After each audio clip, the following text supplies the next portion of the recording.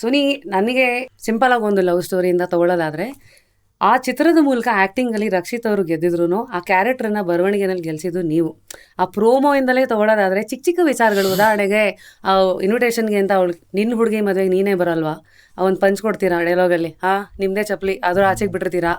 ಆಮೇಲೆ ಡೆಬಿಟ್ ಕಾರ್ಡಲ್ಲಿ ಡೆಬಿಟ್ ಇದೆ, ಕ್ರೆಡಿಟ್ ಕಾರ್ಡಲ್ಲಿ ಕ್ರೆಡಿಟು, ಮಾರ್ಕ್ಸ್ ಕಾರ್ಡಲ್ಲಿ ಮಾರ್ಕ್ಸೇ ಇಲ್ಲ, ಈ ಥರ ಪಂಚ್ಗಳು. ಸೊ ಏನಿದು ಹೀಗೆ ಬರಬೇಕಂತ ನೀವು ನಮ್ಮ ಸ್ಟೈಲ್ ಇಟ್ಕೊಂಡು ಬರಬೇಕಂತ ಬಂದಿದ್ದ, ಅಥವಾ ನಿಮ್ಮ ನಿಜವಾದ ತರಲೆಗಳೆಲ್ಲ ಬರವಣಿಗೆ ಪೆನ್ ಮೂಲಕ ಕ್ಯಾರೆಕ್ಟರ್ ಬಂದಿದ್ದ? ಇಲ್ಲ, ಅದು ಪರಿಸ್ಥಿತಿ ಹುಟ್ಟಿಸಿದ್ದು. ನನಗೆ ಬೇಸಿಕಲಿ ನಾನು ರೈಟರ್ ಅಂತ ಗೊತ್ತಿರಲಿಲ್ಲ. ಅಂದರೆ ನಾನು ಸಾಂಗ್ ಬರೀಬೇಕು ಅಂತ ಇದ್ದಿದ್ದು ಫಸ್ಟ್, ಲಿರಿಕ್ ರೈಟರ್ ಆಗಿ ಇಂಡಸ್ಟ್ರಿಗೆ. ಅಂದರೆ ಎಲ್ಲರೂ ಯೂಶಲಿ ಇದ್ದಾಗ ಫಿಲಮ್ ಸಾಂಗ್ಗಳಿಗೆ ಅವ್ರದೇ ಆದಂಥ ಲಿರಿಕ್ ಬರೋಕ್ಕೆ ಶುರು ಮಾಡ್ತಾರೆ ಫಸ್ಟ್.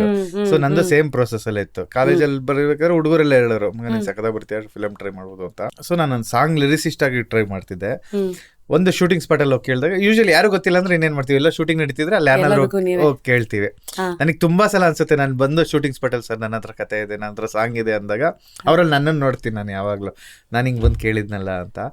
ಸೊ ಆ ಟೈಮಲ್ಲಿ ಕೇಳಿದಾಗ ಗೊತ್ತಾಯ್ತು ಒಂದು ಪಾಯಿಂಟಲ್ಲಿ, ಓಕೆ ಇದೆಲ್ಲ ಪ್ರೋಸೆಸ್ ತುಂಬ ಇದೆ. ಅಂದರೆ ಸಿನಿಮಾ ಸ್ಕ್ರಿಪ್ಟಿಂಗು ಈ ಸ್ಟುಡಿಯೋ ಟೈಮಲ್ಲೇ ಶೂಟಿಂಗ್ ಬರೋ ಬಿಫೋರು ಸಾಂಗ್ ರೆಡಿ ಆಗಿಬಿಡುತ್ತೆ. ಸೊ ಅಂತ ಗೊತ್ತಾದ್ಮೇಲೆ ಅಲ್ಲಿನ ಒಂದಿಬ್ರು ಅಸಿಸ್ಟೆಂಟ್ ಡೈರೆಕ್ಟರ್ ನಂಬರ್ ತೊಗೊಂಡ್ರೆ, ಯಾರು ರೆಸ್ಪಾಂಡ್ ಮಾಡಿದ್ರು. ಸೊ ಒಂಚೂರು ಫಾಲೋ ಅಪ್ ಮಾಡ್ತಾ ಸಮಾವ್ ನನಗೆ ಒಬ್ರು ಮಹೇಶ್ ಅಂತ ಫೋಟೋಗ್ರಾಫರ್ ಪರಿಚಯ ಆಯಿತು. ಅವ್ರ ಥ್ರೂ ದಿನೇಶ್ ಬಾಬು ಸರ್ ಸಿಕ್ಕಿದ್ರು. ಸೊ ದಿನೇಶ್ ಬಾಬು ಸರ್ ಹತ್ರ ಅಸಿಸ್ಟೆಂಟ್ ಡೈರೆಕ್ಟರ್ ಕೇಳಿದೆ.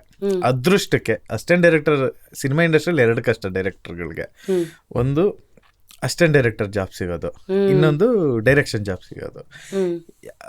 ಸೊ ಈಗ ಒಂಚೂರು ಈಸಿ ಇದೆ. ಈಗ ತುಂಬ ಫಿಲಮ್ಸ್ ಆಗ್ತಿದ್ದಾವೆ, ತುಂಬ ಗೊತ್ತಾಗ್ತಿದ್ದಾವೆ. ನಾವಾಗೋ ಟೈಮಲ್ಲಿ ತುಂಬ ಕಮ್ಮಿ ಇತ್ತು. 80-85 ಮೂವೀಸ್ ಆಗುತ್ತೆ. ಈಗ ಅರೌಂಡ್ 250-300 ಆಗುತ್ತೆ. ರಿಲೀಸೇ 200 ಆಗುತ್ತೆ, ಬಟ್ ಶೂಟಿಂಗ್ ಒಂದು 400 ಆಗ್ತಿರುತ್ತೆ. ಹೌದೌದು. ಸೊ ಆಮೇಲೆ ಶಾರ್ಟ್ ಮೂವೀಸ್, ಈ ರೀತಿ ತುಂಬಾ ಇದೆ ಅವಕಾಶಗಳು. ಎಲ್ಲ ಏನೋ ವರ್ಕ್ ಮಾಡಿರ್ತಾರೆ. ಸೋಷಿಯಲ್ ಮೀಡಿಯಾ ಇದೆ, ಕನೆಕ್ಟ್ ಮಾಡೋದು ತುಂಬಾ ಇದೆ. ಸೋಷಿಯಲ್ ಮೀಡಿಯಾ ಇದೆ, ಎಲ್ಲರೂ ನನಗೆ ಮೆಸೇಜ್ ಹಾಕ್ತಾರೆ. ನಾನು ರಿಪ್ಲೈ ಮಾಡ್ತೀನಿ ಬಿಡ್ತೀನಿ, ನಾನು ಓದ್ತೀನಿ. ಪ್ರತಿಯೊಬ್ಬರದು ನಾನು ಓದ್ತೀನಿ. ಅದ್ರಲ್ಲಿ ಇಂಟ್ರೆಸ್ಟಿಂಗ್ ಅನ್ಸಿದ್ರೆ ರಿಪ್ಲೈ ಮಾಡ್ತೀನಿ. ಆಮೇಲೆ ಅವ್ರ ಪೋಸ್ಟ್ ನೋಡ್ತೀನಿ. ಈಗ ಯಾರನ್ನ ಸಾಂಗ್ ಬರೀತಾರೆ ಅಂದ್ರೆ ನಾನು ಹೋಗಿ ಅವ್ರ ಪೋಸ್ಟ್ಗಳು ನೋಡ್ತೀನಿ. ಬ್ಯಾಕ್ಗ್ರೌಂಡ್ ಚೆಕ್ ಮಾಡ್ತೀರಾ? ಇಂಟ್ರೆಸ್ಟಿಂಗ್ ಅನ್ಸಿದ್ರೆ ನಾನೇ ರಿಪ್ಲೈ ಮಾಡ್ತೀನಿ. ನಾನು ಫೋನ್ ನಂಬರ್ ಕೊಟ್ಟಿದ್ದೀನಿ, ತುಂಬಾ ಜನ ಕೊಟ್ಟಿದ್ದೀನಿ, ಕೊಟ್ಟು ಮೀಟ್ ಆಗಿದ್ದೀನಿ. ಬಟ್ ತುಂಬಾ ಕನ್ವರ್ಟ್ ಆಗಿಲ್ಲ. ಗೊತ್ತಾಗುತ್ತೆ ಆರಂಭ ಶುರು ಅಂತ ಏನ್ ಹೇಳ್ತೀವಿ. ಅಂದ್ರೆ ಫಸ್ಟಿಗೆ ನಾನು ಫಸ್ಟ್ ಸ್ಕ್ರಿಪ್ಟ್ ಬರ್ದಾಗ ಇದು ಮುಂಗಾರು ಮಳೆನೆ ಅಂತ, ಇದು ಮುಂಗಾರ ಮಳೆ ಬಿಟ್ ಮಾಡುತ್ತೆ ಅಂತ. ಸೆಕೆಂಡ್ ಬರ್ದಾಗ ಗೊತ್ತಾಗುತ್ತೆ, ಓ ಇದೇನು ಇಲ್ಲ ಅಂತ. ಆಮೇಲೆ ಥರ್ಡ್ ಅಂತ ಗೊತ್ತಾಗುತ್ತೆ, ನನ್ನ ರೈಟಿಂಗ್ ಕ್ವಾಲಿಟಿ ತುಂಬಾ ಕೆಟ್ಟದಾಗಿದೆ ಅಂತ.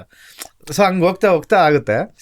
ಫಸ್ಟ್ ಕ್ವಶನ್ ಬರ್ತೀನಿ. ಸಿಂಪಲ್ ಆನ್ ಲವ್ ಸ್ಟೋರಿ ಏನಕ್ಕೆ ಡೈಲಾಗ್ಸ್ ಪಂಚಿಂಗ್ ಬರ್ದೆ ಅಂದ್ರೆ, ನಾವೊಂದಷ್ಟು ಶಾರ್ಟ್ ಮೂವೀಸ್ ಆದ್ಮೇಲೆ ಡಿಸೈಡ್ ಮಾಡ್ದೆ, ಓಕೆ ನಾನು ಡೈರೆಕ್ಷನ್ ಮಾಡಬೇಕು ಅಂತ. ಸೊ ಫಸ್ಟ್ ಶಾರ್ಟ್ ಮೂವಿ ಮಾಡಿದಾಗ ನಾನು, ಸಚಿನ್, ಅವನೇಶ್ ನನ್ನ ಡೈರೆಕ್ಟರ್, ಮತ್ತೆ ನಾಗರಾಜು ಅಂತ ಹ್ಯಾಪಿ ಬರ್ತ್ಡೇ ಅಂತ ಹುಟ್ಟುಹಬ್ಬದ ಶುಭಾಶಯಗಳು ಅಂತ ಮಾಡಿದ ಆ ಮೂವಿ ಡೈರೆಕ್ಟರು. ನಾವೆಲ್ಲ ಜೊತೆಲಿದ್ದಾವಾಗ. ಸೊ ನಾವಾಗೊಂದು 5D ಕ್ಯಾಮ್ರಾ ತಗೊಂಡು ಶಾರ್ಟ್ ಮೂವಿ ಮಾಡ್ದ. ಅದೇನಿತ್ತು ಕತೆ ಅಂದರೆ, ಒಬ್ಬ ಫೇಲ್ ಆಗಿರ್ತಾನೆ. ಸೊ ಅವನು ಸೂಸೈಡ್ ಅಟೆಂಪ್ಟ್ ಮಾಡಬೇಕು ಅಂತ ಹೋಗ್ತಾನೆ. ಅಂದರೆ ತುಂಬ ಸಿಂಪಲ್ ಲೈನಲ್ಲಿ ಹೇಳ್ಬೇಕು ಅಂದರೆ, ಸೊ ಅವ್ನು ಇನ್ನೇನು ಸೂಸೈಡ್ ಅಟೆಂಪ್ಟ್ ಮಾಡಬೇಕು, ಆವಾಗ ಅಣ್ಣವ್ರು ಕಾಲ್ ಮಾಡ್ತಾರೆ. ಅಣ್ಣವರು ಸೊ ಕಾಲ್ ಮಾಡಿ, ಯಾಕಪ್ಪ ನೀನು 10th ತಾನೇ ಫೇಲ್ ಆಗ್ತಿರೋದು, ನಾನು 4 ಅಷ್ಟೇ ಓದಿರೋದು, ಸೊ ನೀನು ಯಾಕೆ ಮಾಡ್ಕೊತೀಯ ಅಂತ. ಇವನು ಏನು ನಡೀತಿದೆ ಅಂತ ಗೊತ್ತಾಗಲ್ಲ. ಅಷ್ಟರಲ್ಲಿ ಸಚಿನ್ ತೆಂಡೂಲ್ಕರ್ ಕಾಲ್ ಮಾಡ್ತಾನೆ, ನಾನು 10th ಫೇಲ್, ನೀನು ಯಾಕೆ ಇದು ಅಂತ. ಸೊ ಆ ರೀತಿ ಇರಲ್ಲ, ಇದು ಇವ್ರು ಹೆಂಗೆಲ್ಲ ಕಾಲ್ ಮಾಡ್ತಾ ಇದ್ದಾರೆ ಅಂತ ಅಂದ್ರೆ ಅಷ್ಟರಲ್ಲಿ ಅವ್ರ ಅಪ್ಪನೇ ಕಾಲ್ ಮಾಡ್ತಾರೆ. ಅವರಪ್ಪ ಮಿಮಿಕ್ರಿ ಆರ್ಟಿಸ್ಟ್ ಇರ್ತಾರೆ. 10th ಅಷ್ಟೇ ತಾನೇ ಫೇಲ್ ಆಗಿರೋದು, ಬಾ ಮುಚ್ಕೊಂಡು ಮನೆಗೆ. ಅವ್ನು ಲೆಟರ್ ಬರ್ದುಟ್ಟು ಹೋಗಿರ್ತಾನೆ. ಸೊ ಟ್ವಿಸ್ಟ್ ಸ್ಟಾರ್ಟಿಂಗ್ ಎಲ್ಲ ಏನೇನು ನೋಡ್ಬೇಕಾದ್ರೆ ಎಂಡಲ್ಲಿ ಪೇರೆಂಟ್ಸೇ ಅದು ಈ ತರ ನಿಂತ್ರೆ ಅಂತ ಒಂದು ಮೆಸೇಜ್ ಕೊಟ್ಟು, ಸೊ ಈ ತರ ಒಂದು ಶಾರ್ಟ್ ಫಿಲ್ಮ್ ಮಾಡಿದ್ರಿ. ಇದ್ರ ಮುಂಚೆ ಒಂದು ಮಾಡ್ದ, ಅದ್ರದ್ದೇನು ಹೇಳಲ್ಲ ನಾನು. ಇದೆ ಅಲ್ಲಿ ಕೊಟ್ಟು ಒಂದು ಗ್ಯಾಪ್ ಅಲ್ಲಿ ಹೇಳಲ್ಲ ಬಿಡಿ, ಹಿಂದಕ್ಕೆ ತಗೋತೀರಾ, ಅದು ಒಂದು ಸ್ಟೈಲ್ ನಿಮ್ದು. ಸೊ ಆ ಮೂವಿನ ಎಡಿಟ್ ಮಾಡೋಕ್ಕೆ ಆಗಲಿಲ್ಲ ನಮ್ಗೆ, ಹಂಗೆ ಶೂಟ್ ಮಾಡಿದ ಕೆಟ್ಟದಾಗಿ. ಸೊ ನಾನು ಸಚಿನ್ ಡಿಸೈಡ್ ಮಾಡ್ದೆ, ಇದು ಆಚೆ ಬಂದರೆ ನಮ್ಮಿಬ್ರಲ್ಲೇ ಫಿಲ್ಗೆ ಮುಗಿಯುತ್ತೆ ಅಂದ್ಬಿಟ್ಟು. ಸೊ ಈ ರೀತಿ ಒಂದಷ್ಟು ಎಕ್ಸ್ಪೀರಿಯನ್ಸ್, ಅದೇ ಈಗ ಹೇಳಿದ್ನಲ್ಲ, ಅದೇ ಇಂಪ್ರೆಸಿವ್ ಆಗಿತ್ತು. ಬಟ್ ನಮ್ಗೆ ಅವಾಗ ಯೂಟ್ಯೂಬ್ ಇಲ್ಲ ಹಾಕ್ಬೇಕು ಅಂತ ಗೊತ್ತಿಲ್ಲ. ಸೊ ನಾವು ಒಂದ್ ಕಡೆ ಇಟ್ಕೊಂಡ ಪೆನ್ ಡ್ರೈವ್ ಕಳೀತು. ಸೊ ನಾವು ಮಾಡಿದ್ದೆಲ್ಲ ನೀರಲ್ಲಿ ಯಾಕಂದ್ರೆ ಅವಾಗ ಬೇರೆಯವ್ರ ಸಿಸ್ಟಮ್ ತಗೊಂಡು ನಾವು ಎಡಿಟ್ ಮಾಡ್ತಿದ್ದೋ. ಸೊ ಹಾಗಾಗಿ ನಮ್ಗೆ ಅದು ಆಚೆನೆ ತರಿಸ್ಲಿಲ್ಲ.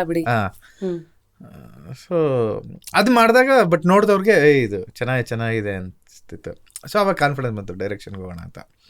ಸರಿ ಶುರು ಮಾಡ್ದೆ. ಫಸ್ಟ್ ನಾನು ಡೈರೆಕ್ಷನ್ಗೆ ಹೋಗ್ಬೇಕತ್ತೆ ಬಹುಪರಾಕ್, ಅದನ್ನ ಕಲಾತ್ಮಕ ಅನ್ನೋ ಹೆಸರಲ್ಲಿ ಬರ್ದಿದ್ದೆ ನಾನು. ಸೊ ಅದನ್ನೊಂದಷ್ಟು ಫಸ್ಟ್ ಪ್ರೊಡ್ಯೂಸರ್ ನಾನು ಮೀಟ್ ಮಾಡಿದಾಗ ನನಗೆ ಎಷ್ಟು ನರ್ವಸ್ ಆಯಿತು ಅಂದರೆ ನಾನು ತುಟಿಯಿಂದ ಆಚೆ ಬರಲಿಲ್ಲ ಪದಗಳು. ಹ್ಮ್ ಹ್ಮ್ ಹ್ಮ್ ಸೊ ಅಪಾಯಿಂಟ್ಮೆಂಟ್ ತೊಗೊಂಡು ಎಲ್ಲ ಕಾನ್ಫಿಡೆಂಟ್ ಬಯಾಟ್ ಮಾಡ್ಕೊಂಡಂಗೆ ಲೆವೆಲ್ ಇತ್ತು ನಂದು ಕಾನ್ಫಿಡೆನ್ಸು. ಆಹಾ.